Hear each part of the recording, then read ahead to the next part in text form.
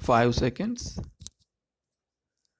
Sir, I have great pleasure in addressing this conference of the managing directors of the industries and the leaders of labor unions in this country.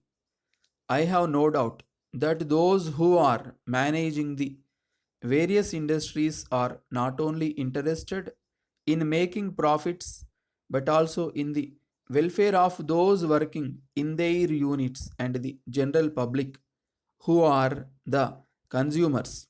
Similarly, the leaders of labor unions are not only interested in the welfare of workers whom they represent but also in the proper working of the companies for the benefit of the people. I would like to share with you some of my views both in my capacity as a citizen of this great country and also as a minister of the government. In whatever capacity we may be working, it is natural that we work mainly for our personal welfare in the sense that we want to make our children happy.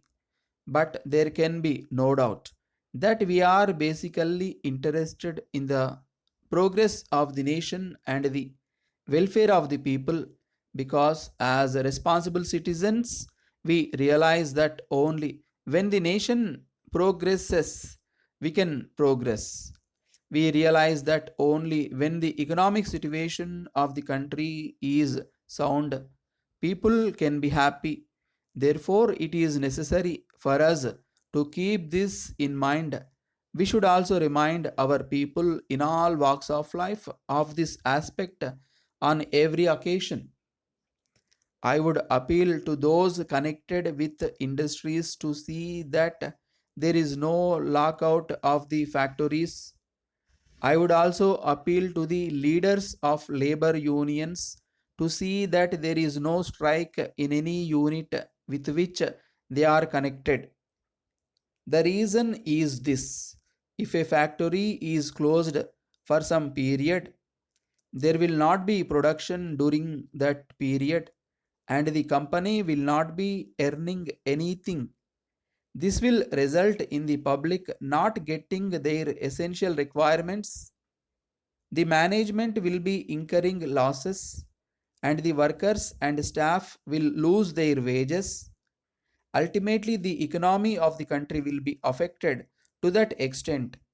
Therefore, I would request all those concerned to keep this in mind before they decide on a lockout or a strike.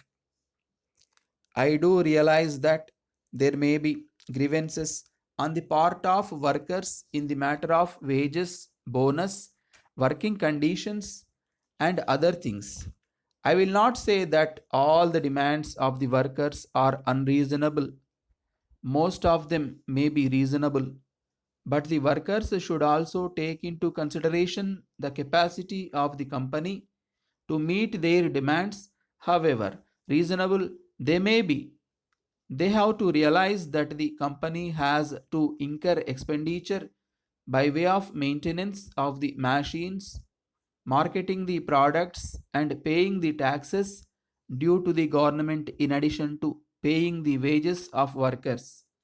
If the management is reasonable in meeting at least some of their demands, the labor must accept whatever the management is willing to do, consistent with the proper running of the unit, and wait for better times when they can press their other demands. On this occasion, I would also appeal to the management to see that, as far as possible, the demands of the workers are met so that they can work with certain amount of contentment.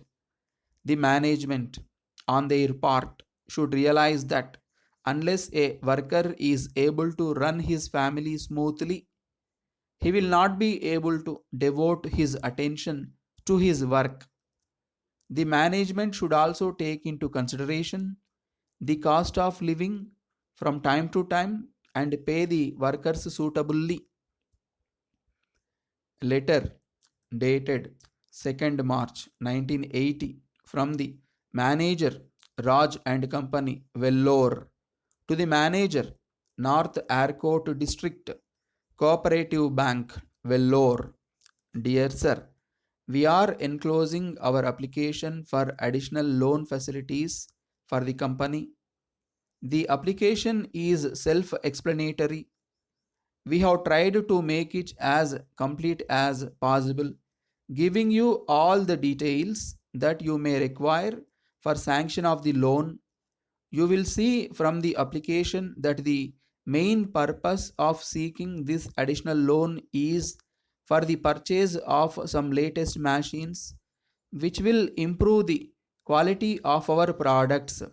This will also reduce the cost of the products to some extent.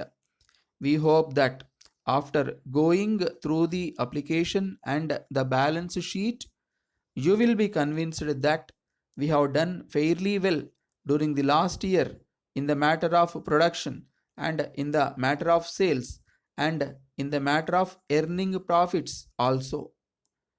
We hope that during the current year we will be able to earn increased profits as we hope to get large number of orders from our clients.